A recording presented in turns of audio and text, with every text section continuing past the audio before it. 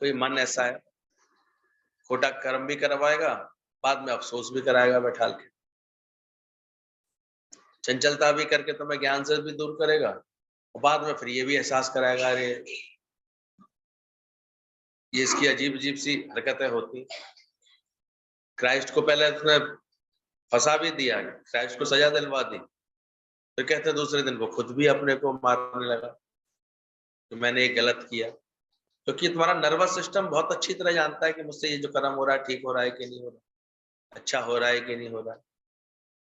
एक ने गुस्से में आकर के अपने ससुर को गोली मार दी, पीछे जब उसको अंदर से लगा कि मैंने गलत किया है, फिर अपने गोली मार ली।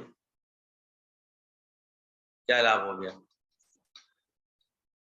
तो ऐसे ही हमारे तैश में, आवेश में कितने फालतू के कर्म होते रहते हैं। तो इसे समझना, ज्ञान क्यों गुरु इतना हमको बार-बार अहंकार रहित कराता है, शांत कराता है, हमको विवेकवान बनाता है। तुम्हारा विवेक तुम्हें गलत कर्म करने से रोकता है। अगर नहीं सुधरते हो तो उसकी सजा अवश्य मिलती है, ध्यान रखना। एक से हो जाता है, एक जानबूझ करके कर्म करता है, तो जानबूझ के करने वालों को उसकी सजा मिलेगी ही, मिलती ही मिलती है। बिन भोगे छूटे नहीं, कर्म गति बलवान। इसलिए कभी भी ऐसा अंदर में दुराग्रह नहीं पालना, वहां दर्शन कराऊंगी तो मेरे कर्मों की गति बच जाएगी, नहीं, बल्कि सही समझ आ जाएगी।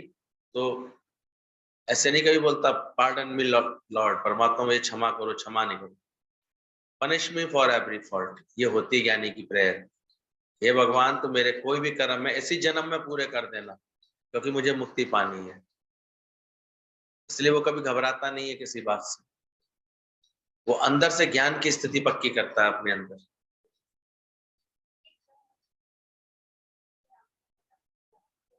हम्म,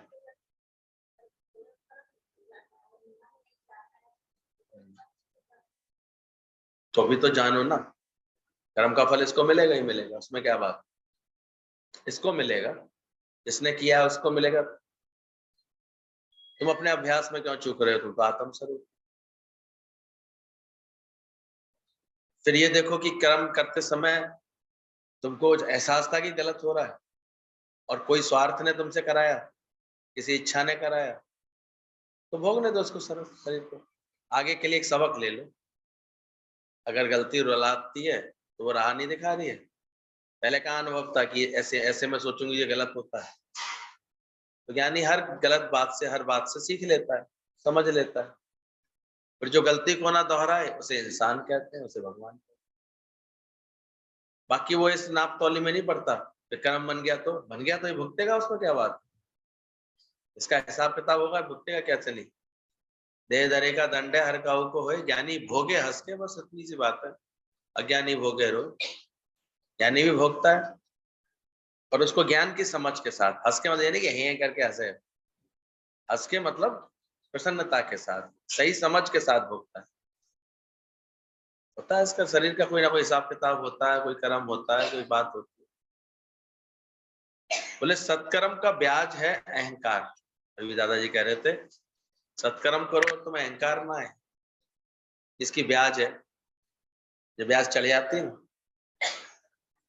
ऐसे ही सत्कर्म में सोने की बेड़ी है अच्छे कर्म, लोहे की बेड़ी है बुरे कर्म, दोनों में ही बंधन है।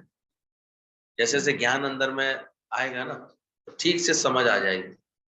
तो कभी भी अच्छे होने का, अच्छे बनने का, अच्छे करने का भी कभी कोई गुमान नहीं आता। ज्ञान वो जानता है सोने की बेड़ी है अच्छे कर्म, और लोहे की बेड़ी है बुरे कर्म। तो सत्कर्म का ब्याज है अहंकार। कोई पूछता था गुरुजी से कि लोन लें, बोले लोन लेकर के कभी पैसा चुकता नहीं होता है। लोन का अर्थ ही है लोना। अगर कोई ऐसी प्रवृत्ति बना लेता है ना, चलो इससे भी ले लेते हैं, इससे भी ले लेते हैं, हम देखते हैं बाद में वो लचता ही रहता है। और एक सही समझ का होता है, जैसे कि कितने व्यापार ऐसे होते हैं बड़े स्तर पर होते हैं, तो वहां लोन एक आवश्यकता होती है लेने, उसके तहत वो ले रहा है, और उसको पता है कि मेरी इतनी अर्निंग है, मेरे पास इतना है, इससे मैं इसको कर सकता हूँ। वो एक पार्ट ऑफ प्लानिंग है, वो लोन नहीं है। वो अगर नहीं भी लेगा तो अभी चल रहा है, आजकल बहुत बड़े बिजनेस जब हो जाते हैं तब एक लोन लेना, एक जैसे एक वो भी सरकारी इससे बैंकों से लोन लेना, एक उनकी वो है आती है, ऐसे पेपर वर्क जरूरी होता है उनके लिए। और ऐसे ही कोई कर्जाकार करके काम करे, अपनी औकात है नहीं, करने की क्षमता है नहीं, अपना कुछ लगाने का दम है नहीं, तो फिर वो लोन क्या बन जाता है, कर्ज मर्ज बन जाता है। इसलिए गुरु सावधान करता है, ठीक से पहले समझ लेना बात। तो अभी समझाया था ना ये बात गुरु जी। लोन का अर्थ ही है लोना। फिर जिस जिससे सेवा या फायदा लोगे उससे तुम्हारा कनेक्शन जुड़ता जाएगा। ये जगत कैसे बढ़ जाता है अंदर में, इसी वजह से बढ़ जाता है। तुम किसी से सेवा या फायदा लेते रहते हो, उससे तुम्हारा कनेक्शन जुड़ता जाएगा, फिर जन्म मरण तैयार होता रहेगा। और दुनिया में सब यही चतुराइयां दिखाते रहते हैं, जिस ये व्यक्ति कभी काम आ जाएगा, चलो इसको इससे कांटेक्ट बनाते हैं, इसके पास जाते हैं, इससे हमारा ये काम निकल जाएगा। तो फिर क्या होता है, एक बड़ा दायरा अपने फंसने का खुद ही बना लेता है इंसान। आया था अकेला, चाहता तो शांत चित्त होकर के अपने ज्ञान का अभ्यास करता, पर कैसे कैसे कर पाएगा। तो सुबह से शाम तक उसे कुछ ना कुछ भागा दौड़ी करने का अंदर में संकल्प उठ रहा है, शांति कैसे आएगी। और दिल भी लगा लिया है गुरु से, शांति भी चाहिए, और बैठ करके पत्थर मार रहा हूं मैं, पानी में पत्थर मार रहा हूँ और कहता हूँ शांति आ जाए, शांति आ जाए, कैसे आ जाए। ये दोनों काम साथ साथ नहीं होते हैं। हाँ, एक चीज को तुम्हें एक तरफ होना पड़ता है, अंदर से इतना तुम गुरु के बन जाओ, ज्ञान के बन जाओ, देखो तुम्हें अंदर से लगेगी शांति है, और कर्म भी प्रारब्ध अनुसार सब होते भी रहेंगे। तो अपना अहंकार को गुरु बार बार कहता है वो हटाते चले जाओ। जिस जिससे सेवा या फायदा लोगे, सत्संग के बाद भी ये सब चीजें शुरू हो जाती हैं, तो कनेक्शन जुड़ता जाएगा, फिर जन्म मरण तैयार होता रहेगा, नए नए कर्म बनते रहेंगे, बनाते रहते हो। कर्ज लेकर के तुम रोटी भी नहीं मिलेगी, मेहनत से तो दाल रोटी फिर भी खा लेना। अंधा देख करके दान देते हो तो दूसरे जन्म में भी तुम्हें अंधा होकर के आना पड़ेगा। सेवा तुम फिर किसकी करोगे बताओ। तुम इस तरह के अहंकार करते हो, मैं दान देता हूँ, मैं अब ये भी बोला, ये सत्कर्म जो है फिर ये अहंकार भी कराते हैं, और फिर हमको इस कर्मों में बंधन में डाल भी देते हैं। इस जन्म में देते हैं अगर किसी को, तो अगले जन्म में फिर लेने आना पड़ेगा, अब अगला जन्म तुम्हें भी अंधे का बताना पड़ेगा। 3 लड़कों ने जबरदस्ती सत्कर्म किया, एक बुढ़िया जो कि रास्ता पार भी नहीं करना चाह रही थी, तो जबरदस्ती उठा करके जो सड़क पार करा दी, क्योंकि सत्कर्म के नाम पर ऐसे कर्म देखे गए हैं। उन्होंने कहा कोई सत्कर्म करना फिर हमको बताना कौन सा सत्कर्म किया। बुढ़िया बोले गुरु जी आज एक सत्कर्म करके आया हूँ। क्या?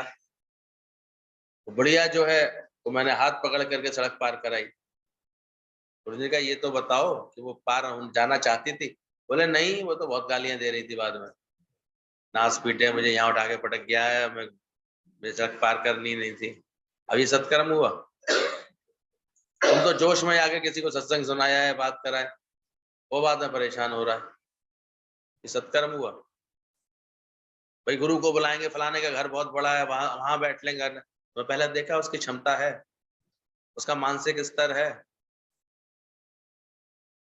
मौका देखा तुमने कहीं का, ऐसे सोच लिया चलो यहाँ यहाँ ऐसा कर लेंगे, फिर वहां ऑर्डर चला दिया, तुम ये कर लेना, तुम ये कर लेना, कर लेना, बाद में पता लगी तबीयत ही खराब हो जाती है। इसलिए हम करते कुछ करने में पड़ते क्यों, किस दिखावे में पड़ते क्यों। मुझे बहुत सावधान करते थे, तुम्हारी खुद की अपनी जितनी हैसियत हो उतना करो, व्यर्थ दिखावा ना करो। तो ये समझना, कोई भी सत्कर्म तुमको कब तुम्हारे कर्म बन जाएंगे तुमको पता नहीं चलेगा। कहने को तो सत्कर्म किया उसने, लेकिन वो सत्कर्म फिर बदकर्म का रूप बन गया। दुनिया में जाके देखो, अंधे लंगड़े लूले बनाए जाते हैं लड़के बच्चे, ताकि उन्हें दान मिले, तुम्हारे कारण उन्हें अंधे बनाए जाते हैं। दान दाताओं के अंदर में ये सब भाव रहते हैं कि हम दें, किसी को दें। ऐसे ऐसे गैंग चल रहे हैं बड़े बड़े शहरों में, वो बच्चों को ऐसा अपंग बना देते हैं, वो बेचारे फिर मांगते हैं, फिर उनसे वो पैसा छीन लेते हैं, थोड़ा बहुत खाने पीने का उनको दे देते हैं, उनका एक तरह का बहुत बड़ा बिजनेस चलता है। इस तरह से दिखाई जाती है बातें। और तुम्हारे दान देने की प्रवृत्ति से उनको क्या बनना पड़ा, जबरदस्ती भी उनको अंधा लंगड़ा ऐसे बना देते हैं। तो तुम सबको सेवा लेने की आदत है, इससे छूटो। ये भी एक धीरे धीरे एक स्वार्थ बुद्धि बन जाती है, और ये बहुत बड़े दुख का कारण बनती है अंदर में, सेवा लेने की भावना। फलाने को सेवा करनी नहीं चाहिए, उसको इतना नहीं सोचना चाहिए, उसको ऐसे नहीं करना चाहिए। सतोगुणी कर्म में भी आकर के फिर इन सब बातों में मन चला लेते। तो ये बोला तुम सबको सेवा लेने की आदत है। बहू के आते ही सास पिंगली हो जाती है, अच्छी खासी काम कर रही होती है, लेकिन लेने की आदत, वो धीरे धीरे देखो उसके फिर कम, घुटनों में दर्द, ये दर्द शुरू हो जाते हैं।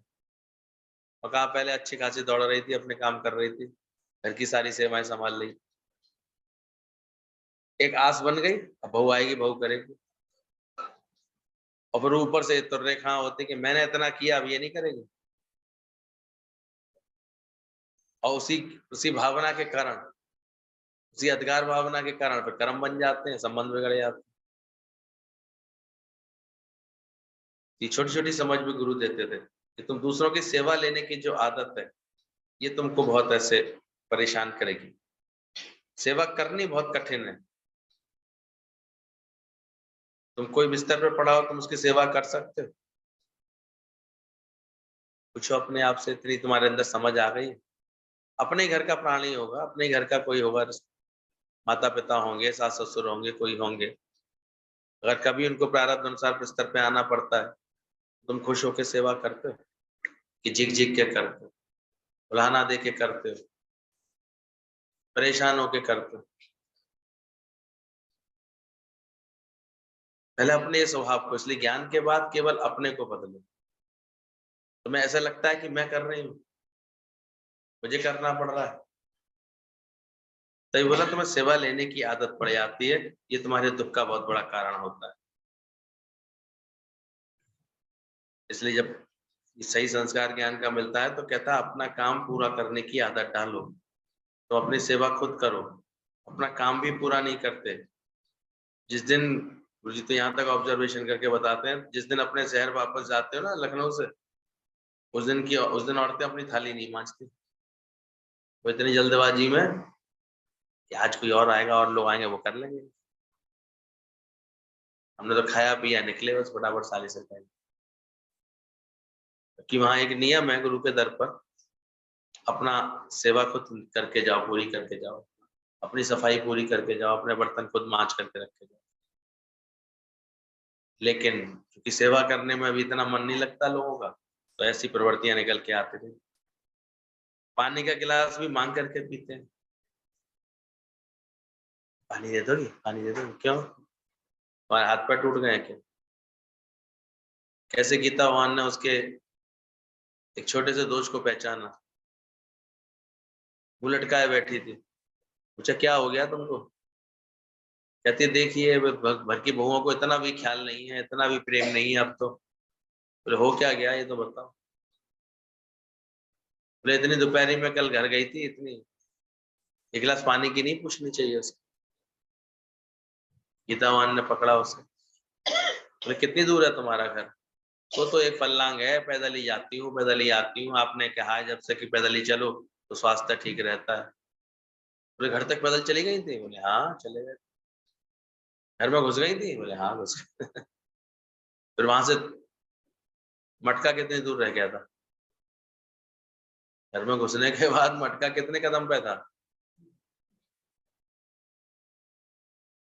कल से एक नामुराद इच्छा की वजह से आज तक दुखी बैठी हो, ये क्या है तुम्हारा? अज्ञानी तो है। अभी देखा करो ये छोटी छोटी बातों से कितना अपने मन को परेशान कर, कभी किसी के कर्म कूटते हैं, कभी और बातें देखते हैं, परेशान होने लगते हैं। तो गुरु ये सब चीजें हमारे अंदर की ठीक कराना चाहता है। अपना काम भी पूरा नहीं करते, पानी के गिलास मांग कर पीते हैं। कम से कम काम करना चाहते हो, ये जो प्रवृत्ति होती कम से कम करना पड़े। सेवा सिमरन सत्संग क्या करोगे? तो गुरु जी कहते थे कि पहले तो इसलिए गुरुकुल में पहला दौर चलता था सेवा का। सेवा में उसका शरीर फिट कराया जाता था, उसकी वृत्ति ठीक कराई जाती थी, उसका मानसिक तप कराया जाता था सेवा के माध्यम से। और अभी ये सब कोई करना नहीं चाहता है। एक बार वो आई जो है अपने घर से चुपचाप निकल करके, चलो सत्संग चली जाती हूँ। उसके घर में उसकी सास ने जो है गेहूं सुखाने डाल दिए थे और कह दिया था दोपहर को उसको बीन देना। अब उसने कहा इतने कौन बीनेगा, बीनती रहेंगी हमारी जेठानी दौरानी, मैं तो चली जाती हूँ, कह दूंगी मैं तो सत्संग चली गई थी। आ गई सत्संग में बेचारी, सत्संग में आ गई, इत्तेफाक से गुरु के यहाँ भी उस दिन गेहूं जो सूख रहे थे, कहते लो थाली लो से बीन दो। अब वो हंसती भी आ रही थी और ऐसे करके, बोले क्यों क्या हुआ? बोले आप सही कहते हो, किसी कर्म से भागेंगे ना चोरी से तो सामने वही कर्म सामने आएगा। मैं आज यही छोड़ करके आलस की वजह से काम चोरी करके यहाँ आ गई थी, पर आपके दर पर भी मुझे यही सेवा करनी है। तो गीता भगवान ने पकड़ी उसकी बात, बोले देखो मन कैसा होता है। जैसे ये सेवा से भागने की कोशिश करता है वहीं से तंग होना शुरू कर देता है, सेवा से बचना चाहता है। इसलिए देखो घर में कोई 4 दिन बीमार पड़ गया ना, उगता जाता है, व्यक्ति कर नहीं पाता। और कभी-कभी किसी की प्रारब्ध आ जाती है, इतने-इतने दिनों तक उसकी सेवा कर क्या कर लो। सत्संग के बाद कुछ भाव बदले हैं, खुश होके कर सकते हो, कहीं भी बैठते हो, सेवा पूरी कर सकते हो। कह के किसी ने करा ली सेवा, वो सेवा नहीं होती है। सेवा वो होती है जो तुम्हारी अंतःकरण से तुम्हें प्रेरणा आ रही हो, अरे अरे ये बात ऐसा भी ठीक करते हैं इसको, अभी यहाँ की सफाई ठीक करते हैं, अभी यहाँ की व्यवस्था ठीक करते हैं। कॉमन सेंस के साथ बोलो, सुंदर समझ के साथ। एक अच्छा खुश होके कार्य करने वाला होता है ना किसी अच्छी दुकान पर, उसके हाथ ऑटोमेटिक चलते रहते हैं और वो इतने अच्छे से करते हैं, हम देखते हैं, हम पहुंचेंगे तब तो हर चीज झाड़ पहुंच करके तैयार करके रखें। कुछ शौक है तो अच्छा है, अपना स्थान भी अच्छा बना के बैठे हैं, सालों से कार्य भी अच्छे संभाल के बैठे हैं। और एक सेवा से कतराता है, कभी देखा करो सेवा से कतराने वाला चीजें गंदगियां छुपा देगा, इधर से उधर कर देगा, बस केवल सामान। तो ये संस्कार भी सेवा से आता है और गुरु के दर पर पहले ये चीज, ये ट्रेनिंग पूरी होनी चाहिए। हड्ड हराम जिसके होते हैं ना, मन हराम ज्यादा जिसका बन जाता है, वो फिर ज्ञान के लायक नहीं है। इसलिए सेवा सिमरन सत्संग झोली में मेरे मन। इसलिए यहाँ अगर आ गए हो, गुरु जी कहते तुम यहाँ तक आ सकते हो तो मुझे बताना कि तुम घर में भी ठीक से सेवा कर रहे हो, किस बात का दुख मना रहे हो बैठ, थक गए हम, ऐसे होगा, ये सब तो ज्ञानी के अंदर से निकल, क्योंकि प्रसन्न चित्त है वो, अंदर से प्रेम देने की भावना है, सबको सुख देने की भावना है, ऑटोमेटिक उसके शरीर से होता है। नहीं तो बहुत बड़ा एक कारण होता है कर्म बनाने का, कर्म बनते आप। सेवा सिमरन सत्संग क्या करोगे जब अपने काम ही नहीं कर पाते, अपने सत्य के साथ संग करके बैठे हैं। मैं सत्संग सुनाऊं, सबको सुनाने की जल्दी पड़ी है, अपने लिए समय ही नहीं। अभी सबको बड़ी मुसीबत हो जाती है। अब एक एरिया में अगर है, नेचुरली बोला जाता है सबके मिलकर के एक कार्य है, और उसमें हमेशा हम देखते हैं वो खबरें यही आती रही, वो जब सत्संग सुनाती है तो हमें नहीं अच्छा लगता, वो करती है तो हमें नहीं अच्छा लगता।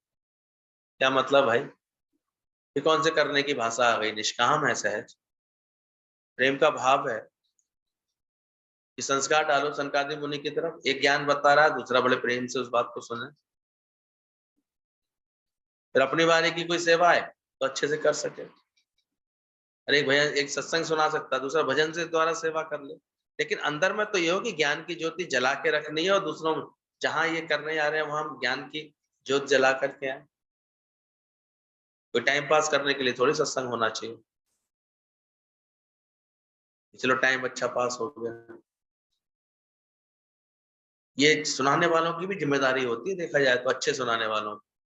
वो चेक करते हैं कि सुनने वाले कुछ अपना उद्धार कर रहे हैं, अपनी प्रोग्रेस दिखा रहे हैं, कुछ उनकी हरकतें बदली, उनका व्यवहार बदला, उनके अपने घर परिवार में मिट करके चल पा रहे हैं, खुशी से रह पा रहे हैं। अरे इतना अच्छा एक वीडियो डाला है भगवान ने, बोले कि कोई बड़ी बीमारी आती है ना, कैंसर और कोरोना ऐसा हुआ, तब लोगों को याद आया क्या है अपने घर परिवार में हम कितना गलत व्यवहार कर रहे थे। तो तुम क्यों किसी बड़ी बीमारी का इंतजार कर रहे हो गुजरने के लिए? तो बिस्तर पे लग जाओगे, क्या करो? इसलिए कर लें सबसे प्यार, जगत में कोई नहीं पराया। सेवा को ऐसे सहज अपनाना चाहिए अपने जीवन में। अपने सत्य का साथ संग करके बैठे। पितावान एक दिन ऐसे अपनी ऐसे डस्टिंग कर रहे थे, तो किसी प्रेमी ने कहा, अरे भगवान आप छोड़िए, नहीं हम कर देते हैं। इसने एकदम से बोला, आप ये क्या कर रहे हैं? मुस्कुरा के कहते हैं, एक्सरसाइज कर रहे हैं, और क्या, हमारे भी हाथ चलेंगे तभी तो एक्सरसाइज हो। ऐसे सिखाते हैं। हालांकि ये देखा ही गया है, जैसे जैसे ज्ञान की स्थिति बन जाती है, प्रकृति ये सेवाएं और ऐसी सेवाएं छुड़वा करके फिर बहुत बड़ी ज्ञान की सेवा उसके ऊपर आ जाती है। आज एक एक को खींच लेना, एक एक को प्रेम से बैठालना, फिर उसके मन को शांत करना, ये कितनी बड़ी सेवा होती है ब्रह्म ज्ञानी। लेकिन उससे पहले वो फिर पहले कि गुरु जी की आदर्श सुनते हैं ना, 80-80 लोगों का खाना, 100-100 लोगों का खाना, 40-40 लोगों का खाना डेली बनाने का नियम रहता था। जिन लोगों ने केवल गुरु जी को ऐसे बैठ के सत्संग करते देखा है ना, वो समझ नहीं पाएंगे गुरु। फिर गुरु के प्रेम में सालों साल उन्होंने जो सेवा के द्वारा अपना जीवन पहले गढ़ा। और होता ही क्या था, गीतावान के पास पहुंचे तो वहां के आराम करने पहुंचते थे, सेवा के लिए। मैं पहले सोचा चलो कुछ लोगों को बुला लिया करेंगे, हमने कहा पर अभी जिसके अंदर सेवा का संस्कार नहीं है उसको बुलाना बेकार है। उसके लिए थोड़ी आए, सीखे, सेवा समझे, अपनी सेवा खुद संभाले, तो उसके लिए ठीक रहता है। चारों तरफ से इस बात को समझना, जीवन कभी भी ऐसे व्यर्थ नहीं। जहां भी रहते हो, गृहस्थी में भी रहते हो, वहां भी अनेक सेवाएं होती हैं। उमंग से, खुशी से सब ठीक से संभाल रहे हो। गुरु के प्रति एक हमारा सेवा होती, समर्पण होता है कि गुरु से हम इतने रिझाएं उसको। अब कोई अच्छा आचरण करेगा अपने घर परिवार में, तभी तो उसको हिम्मत पड़ेगी कि भैया चलो बुला लें थोड़ी, आज आज हमारे यहाँ भी बैठ लेंगे सब लोग आकर के। नहीं तो हम देखते कहीं नहीं पाते, कारण हम जानते हैं। अभी तक उन्होंने खुश नहीं किया होगा घर परिवार को, ठीक से संभाला नहीं होगा, ठीक से मेहनत नहीं की होगी अंदर से।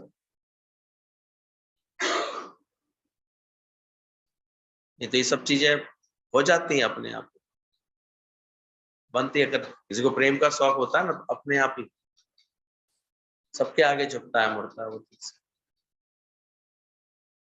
बोला मैं सत्संग सुनाऊं, तो सबको सुनाने की जल्दी पड़ी है, अपने लिए फिर समय ही नहीं है, तो झगड़ा और मान के बैठ जाते हैं।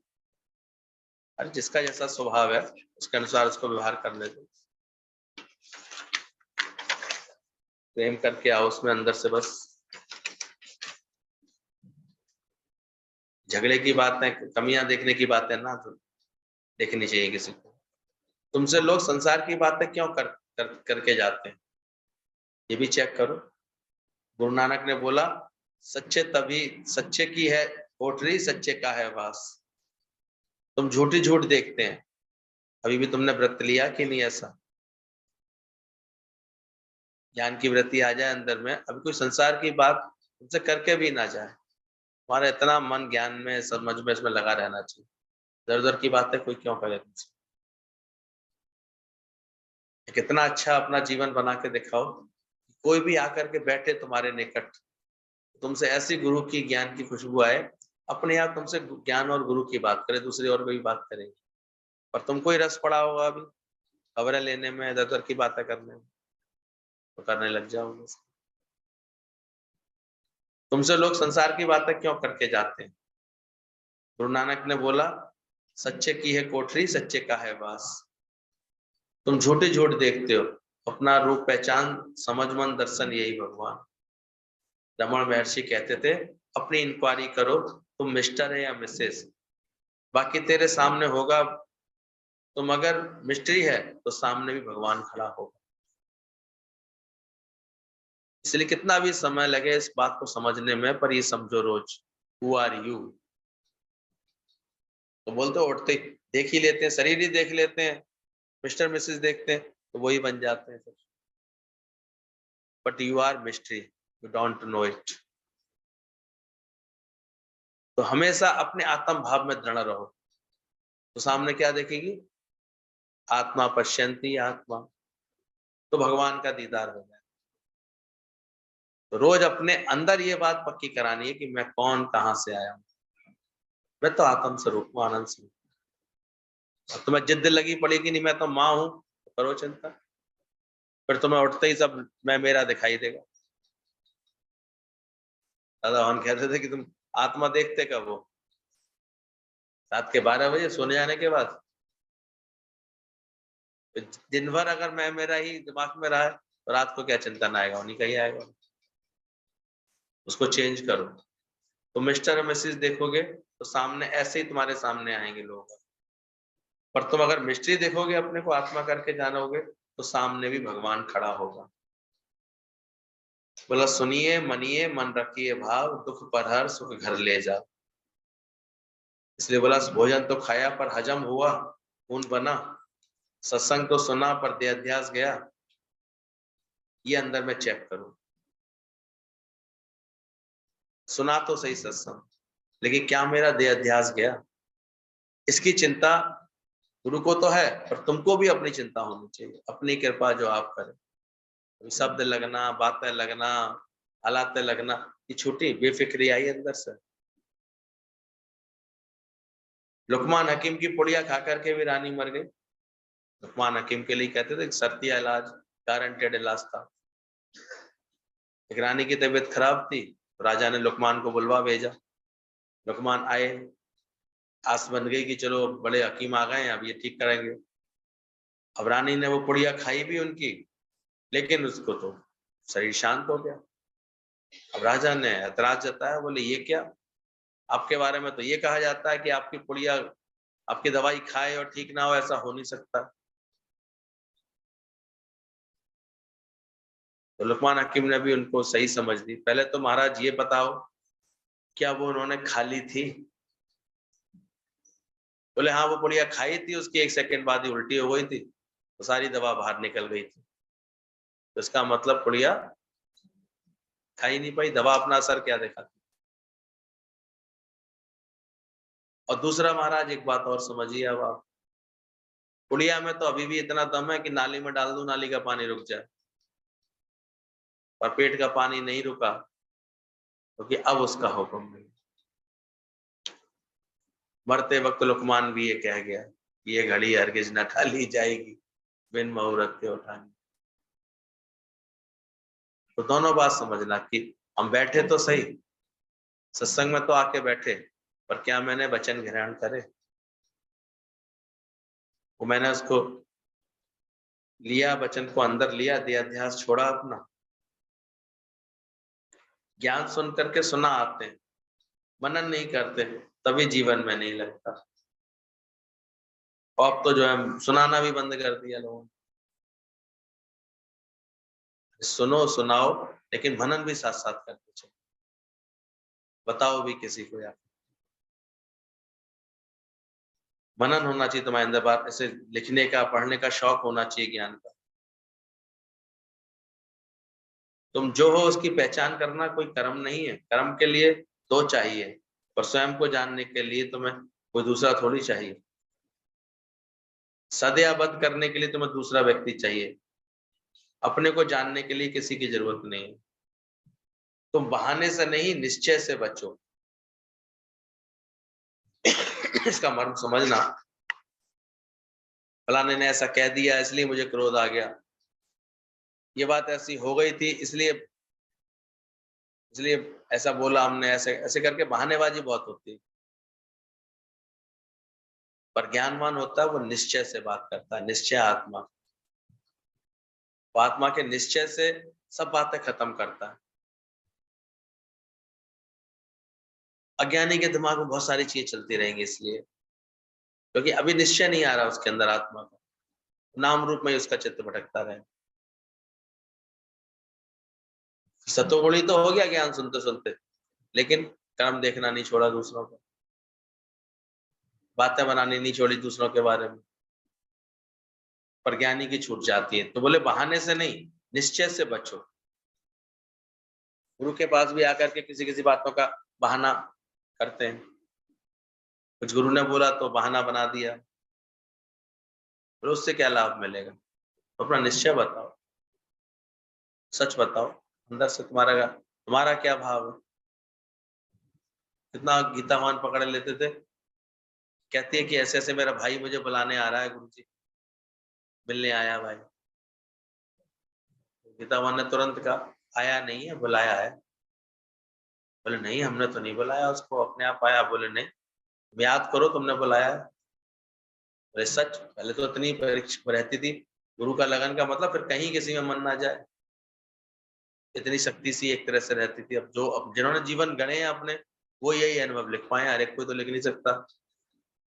जो इन्हीं बातों में पड़े रहते हैं, गंगा गए गंगादास, जमुना गए जमुनादास, सत्संग में आके तो सुन ली ऐसी ऐसी बातें, पर अपने आचरण को बदलने में बिल्कुल ध्यान नहीं दिया, वहां कोई सीख ही नहीं पाया। लेकिन पहले इतनी नजर होती थी, कहती नहीं हमने तो नहीं बुलाया। बोले ध्यान करो, सच्चाई से फिर उसने एकदम से बोला हाँ आप सही पकड़ रहे हैं।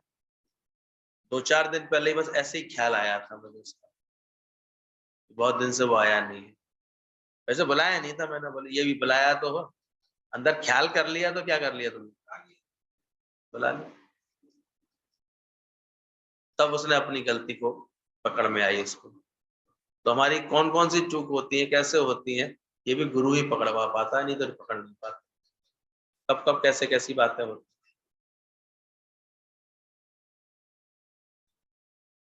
इसलिए ज्ञान सुना लेकिन मनन नहीं करते। तुम सत्स्वरूप को जान जाओगी तो जन्म में नहीं आओगी। जन्म मरण देह मानने से होता है, कोई भी कर्म करोगे तो फल अवश्य मिलेगा। तुमसे सत्कर्म करने के लिए बच्चे पूछते हैं, तुम मना करोगे तो भी नहीं मानेंगे। गुरु की भी उतनी बात सुनते हैं, इतनी तुम उसकी, इतनी तुम्हारा मन मानता है। ये भी समझना, अपने मन की एक हरकत को और पहचानना, ये गुरु की कितनी बात मानता है, जितना उसका मन उसको परमिशन दे देता है। इसलिए पूरे गुरु का बनने में भी बहुत समय, बहुत समर्पण की जरूरत होती है। अपने मन से सुन करके मन के हिसाब से उठाते हैं, हाँ इतनी बात ठीक है, इतना तो कर सकता हूँ, ऐसे तो कर सकता हूँ। गुरु का कहना मान करके किसी के ऊपर एहसान नहीं करते हो। गुरु की सेवा से स्वयं को खुशी आ रही है तो करो, वरना जब जो ऐसे करते हैं कि खुशी मरती है, वो फिर सेवा नहीं कहलाती। सेवा उन्हीं की कहलाई आती है कि जब उनके अंतःकरण में शुद्धता भी आ रही है और प्रसन्नता भी आ रही है अंदर से। एक राजा के पास एक गुलाम था, तो धीरे धीरे वो इतने अच्छे से राजा की सेवा में रहता था, बुद्धिमान भी था, बहादुर भी था, हर तरह की बात थी। राजा उसको देखता जा रहा था, धीरे धीरे उसकी उन्नति होती जा रही थी। एक दिन राजा ने उसको अपना प्रधानमंत्री बना दिया। वो इतना ज्यादा होशियार था, हर बात में कुशल था, तो बाकी दरबारी जलने लगे कि हम इतने पुराने कब के आए हुए बैठे हुए, हमें तो बनाया नहीं राजा ने, इसको बना दिया प्रधानमंत्री। राजा समझ गया उनकी बात, उनकी शिकायत आने लगी उनकी। राजा ने एक दिन सबकी परीक्षा लेने की नीति से एक ऐसी घोषणा करा दी कि फलानी जगह मैं बैठा हूं, आप सब में से जो सबसे पहले आकर के मुझसे मिल लेगा, मैं उसको प्रधानमंत्री बना दूं। लेकिन रास्ते में उसने बहुत सारी चीजें, खाने की, पीने की, घूमने की, फिरने की, ऐसी सब इंतजाम करवा दिए थे। एग्जीबिशन, नौटंकी सब ऐसे रास्ते में।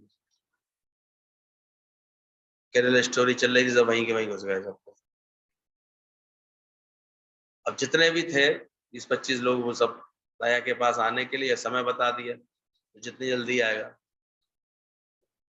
सब आते जाए, लेकिन रास्ते में इतने आकर्षण, सबके मन अटकते जाए। वही जो गुलाम था, वो सबसे पहले सीधे, उसने कहीं दर्द नहीं किया, उसे केवल एक आज्ञा याद रही। क्या रही उसके माइंड में? केवल आज्ञा रही कि जो कहा गया है मुझसे, सीधा वो पहुंच गया। और बाकी सब बाद में धीरे धीरे पहुंचे। तब राजा ने कहा, बोले देखो ये कैसे पहले आ गया। समझ सकते हैं उसको मैंने प्रधानमंत्री क्यों बनाया? सबकी गर्दन अपने आप झुक गई। तो बोले जो ऐसा बन जाता है, भगवान भी किसको पसंद करता है? जो इधर उधर वृत्ति ना भटका करके, मन ना अटका करके सीधे भगवान की लगन में आता है। तो गुरु के पास आने के बाद पहले पश्चाताप करता है मन के अंदर, अब लो नसानी अब नाना से। जन्म जन्म से तो मैं बिछड़ के ही आया हूँ, जन्म जन्म से तो मैं भगवान को भुला के आया, पर अब नहीं, मैं इसको यहाँ से भटकने नहीं दूंगा मन। उसकी जो है जल्दी वृत्ति लग जग जाती। उसकी निष्ठा जो थी गुलाम की, उस कारण फिर उसको चुना। तो गुरु का कार्य भी निष्ठावान होगा वही तो कर पाएगा, इतनी लगन वाला होगा। जो सारे समय अटके ही अटका रहेगा, अभी इस सेवा में अटके, कभी इस काम में अटके, कभी कहीं जाने में अटके, कभी किसी बात में अटके। और दूसरे दिन तुम्हारा संकल्प, अरे इतने दिनों में गुरु ने कहा, कब किसी दिन जब तक बीपी हाई होकर के गिर नहीं पड़ोगे ट्रेन में, तब तक छोड़ोगे नहीं क्या भटकना? किसी को सेवा के लिए लगो, सेट करो, काम तो उसको बोलते हैं। अगर ज्ञान का काम करना पर शौक इधर का कहाँ है? दिन भर तो दिमाग उसमें घूमता रहता है, नुकसान हुआ जा रहा है, नुकसान हुआ जा रहा है, पता नहीं क्या नुकसान हुआ जा रहा है। दिखता ही नहीं है मन को, बाधा ही बाधा, बाधा ही बाधा। इतना ऊंचा आत्मज्ञान भी पक्का करना चाहते हैं, पर समय से अपना जो गुरु ने अभ्यास करने का समय बनाया, नियम, उस नियम को अच्छे से कर लें, फ्री कर लें। और जिसका हम देखते हैं मन आ जाता है इतना ज्ञान की बात में, ज्ञान गुरु की लगन में, उसका मेंटेन हो जाता है, उसे कोई नहीं रोक पाता। सुबह यहाँ फिर शाम यहाँ, सतगुरु बिन आराम का। अब केवल कहने से थोड़ी बात बनती, ये तो तुमको अपनी लगन खुद बनानी पड़ेगी ऐसे कि मन कहीं ना जाए।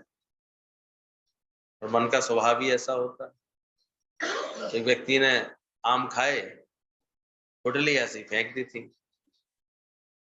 इत्तेफाक से वो गुठली एक उसके आंगन में गिर गई थी, और एक पीछे आके सड़क पर बगल में, सड़क के बगल में थी वो गीली मिट्टी, वहां दोनों में से पेड़ निकल आए। बड़े बड़े पेड़ ऐसे बनते चले गए धीरे धीरे। अब उसके आंगन वाले पेड़ से तो बड़ा खुश था वो, ये सबरे आम मेरे होंगे, इसमें एक दिन ये होंगे। लेकिन उसे देख के कोसता रहता था, ये पेड़ देखो यहाँ पर है, खामा खा मेरी धूप रोकता है, ये रोकता है। अब वो सड़क के पेड़ को उसका अधिकार तो था नहीं, उसमें तो कोई भी आम लेता था, तो ऐसे करके परेशान रहता था। एक दिन म्यूनिसिपैलिटी वाले आए, बोले सड़क साफ करानी है, ये पेड़ यहाँ से हटाना है।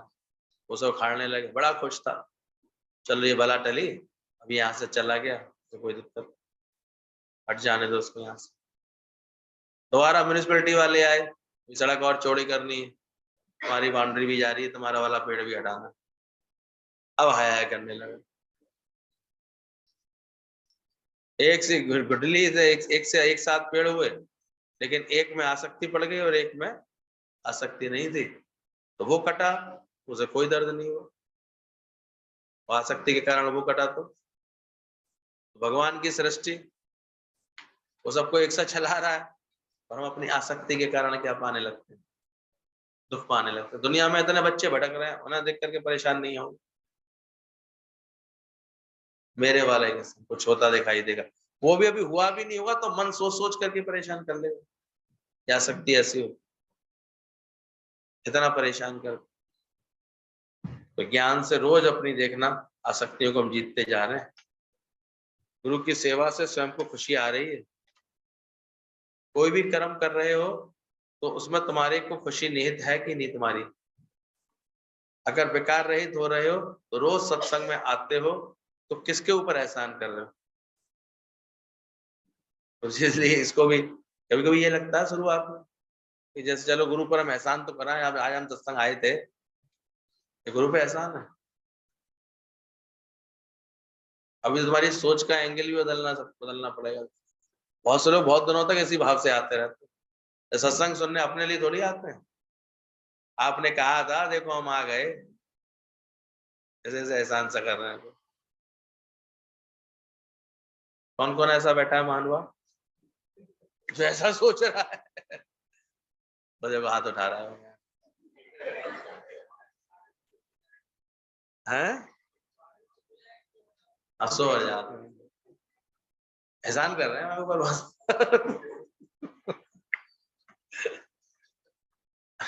गुरु जी ने बोला अल्लाह लहू तो क्या लहू, लहू तो को उपकार। इसलिए जब तुम निष्काम भी जाते हो ना, उसको भी गुरु जी कहते थे तुम अकेले हो खाली बैठ नहीं पाते हो तो किसी के पास चले जाते हो, उसमें भी किसी पे एहसान कर रहे हो क्या? सोचो। मतलब अहंकार किसी भी सूरत में ब्रह्म ज्ञान में बर्दाश्त नहीं है, ध्यान रखना। अल्लाह लहू तो का लहू, लहू तो को उपकार। और उसके बाद जब बड़बड़ करते हो मैं यहाँ गई, मैं यहाँ गई, मैं इसके पास गई, तो मैं ना कर बावरे, प्रेम में जो हो जाए वो करते चलो। जिससे अहंकार बढ़े ज्ञानी ऐसा कोई काम नहीं करता। मन को भटकने में सुख मिलता है तभी भटकता है। मन मजे का बेटा है। मन की एक पहचान और पता लगी आज, किसका बेटा है, कहाँ ले आता है? ये अपने पिताजी से मिलने जाता रहता है, जहां मजा आता है वहां चला जाता है, और जहां मजा नहीं आता देखो वहां नहीं। सत्संग में भी हम देखते हैं, जिस दिन मजे की बात होती है हाँ आज चलो, आज चलो। 29 तारीख कितने लोग आ गए, मजे की बात। तो मन किसका बेटा है? कोई खास दिन होता है तो मजे के लिए चले आते।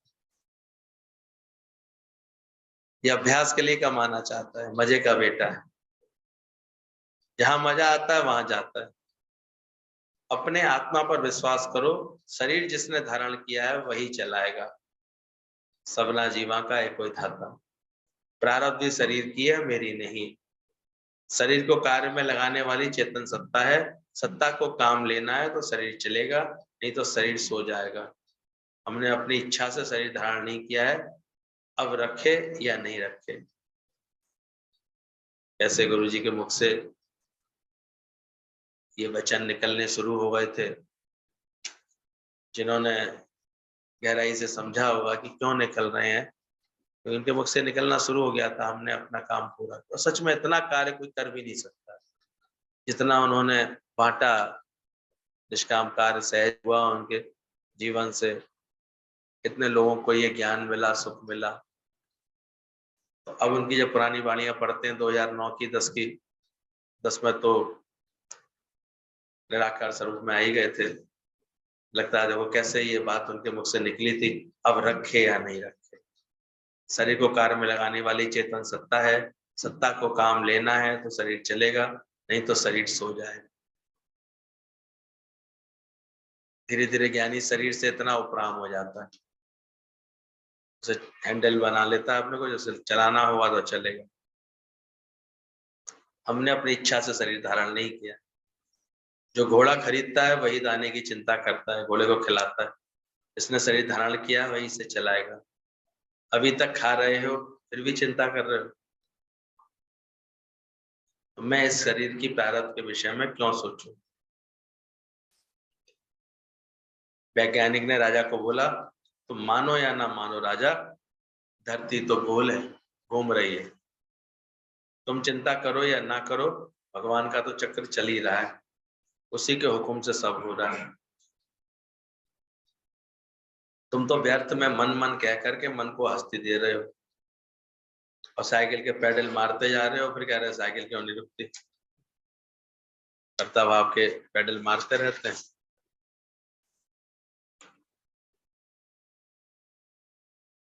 जैसे सपना मिथ्या होता है, ऐसी जगत में मिथ्या जान। चीनी चावल ले चली, बीच में मिल गई दाल, कहें कबीर दो ना चले, एक राख एक डाल। तुम दो दो विचारों को एक साथ पकड़ लेते हो, इसलिए चल ही नहीं पाते हो। इधर भी देख लूं उधर भी देख लूं, चक्कर में कहीं नहीं चल पाते। तुम दोनों पकड़े हो इसलिए चौराहे पर खड़े हो। अपने शहर को छोड़ते हो तभी तो गुरु के पास आते हो। अपनी साइड चलो तो दुर्घटना नहीं होगी, बीच में चलोगे तो गाड़ी को चल देगी। मन भगवान को चाहता है लेकिन निंदा से भी डरता है। थोड़ी सी इस राह पर कभी निंदा होती है ना, कोई कुछ कहता है तो उससे परेशान भी होता है। जबकि इस ज्ञान के लिए आवश्यक है एक बाजू हो जाओ, पूरी तरह से एक तरफ हो जाओ, तो भल पाओगे इस ज्ञान में। बाकी ये सत्संग कोई दुनिया के सत्संगों की तरह तो है नहीं कि चलो 1 घंटे भगवान का कोई नाम ले आए बस, बाकी घंटे भूले रहे भगवान, कोई दिक्कत नहीं। यहाँ तो गुरु तो ऐसा सुमरन करा देता है, ऐसा सत्य सुना देता है, ऐसा तुमको तुम्हारी वृत्ति तुम्हारी आत्मा में लगा देता है कि घड़ी एक विष्णु राम को तो ब्रह्म हत्याम हुई। धीरे धीरे टोक टोक के तुम्हारी हलत पलत आदतें ऐसे सुधार देता है। इसलिए ध्यान रखना, गुरु का संग बड़े भाग्य से मिलता है। माया में कितनी देर बैठते हो, भगवान के साथ कितनी देर अभी बैठते हो, अभी अपना हिसाब किताब खुद लगा लेना। कहाँ मेरी अभी बैठक ज्यादा है। दुनिया वाले भले निंदा करें लेकिन हमको निंदा नहीं लगती है। मरे हुए को क्या लगेगा, मैं ना मैं मुआ तो खुद खुदा हुआ, आप विसर्जन होए तो सुमिरन कहिए सो। पूरा सत्य समझा दिया गुरु जी ने। ना तो अहंकार करो किसी तरह का, ना कर्ता भाव करो, ना अंदर में जानो मैं कुछ करता हूं। बी नथिंग हो जाओ, डू नथिंग हो जाओ। पर हाँ ये ज्ञान समझो, जो भी इससे होगा उसका फल इसको मिल जाएगा, इसलिए अपने आप ही विवेक जगा करके ऐसे कर्मों से बच जाओ।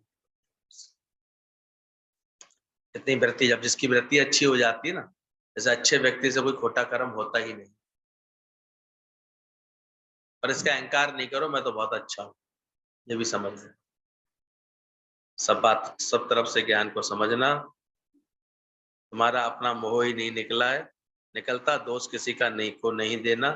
दुनिया वालों ने भले निंदा की है लेकिन हमको निंदा लगी नहीं। दुनिया भले ही निंदा करती है पर ज्ञानी को निंदा लगती नहीं।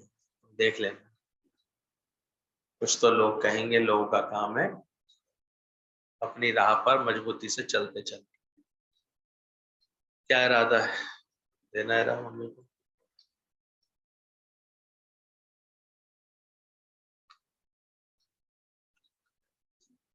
तुम चेक कर लेना, तुम्हें